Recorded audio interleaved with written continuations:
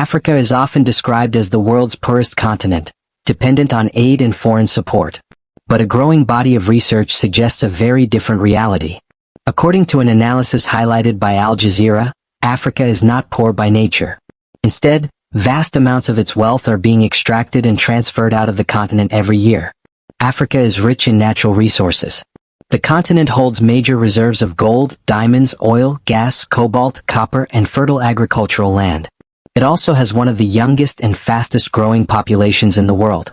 Yet, despite this wealth, millions of Africans continue to face poverty, underfunded public services, and limited economic opportunity. So where is the money going? Research cited by Al Jazeera shows that Africa actually loses more money each year than it receives. While billions of dollars enter Africa through aid, loans, and remittances, even larger sums leave the continent through tax avoidance, profit repatriation, debt payments, and illegal financial flows. The result is a net loss of tens of billions of dollars annually, making Africa a net contributor to the global economy, not a burden. One major channel is tax avoidance by multinational corporations.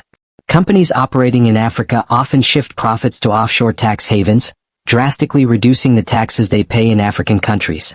These lost revenues could otherwise fund healthcare, education, and infrastructure. Another factor is profit repatriation. Resources are extracted in Africa, sold internationally, and the profits are transferred abroad, with limited reinvestment in local economies.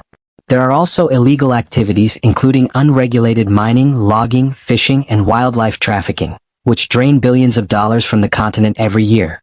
In addition, African countries face heavy debt repayments and disproportionate climate change costs, despite contributing minimally to global emissions.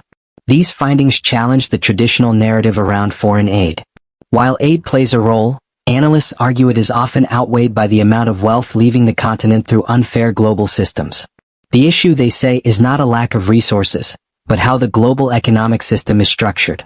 The report also points to internal challenges.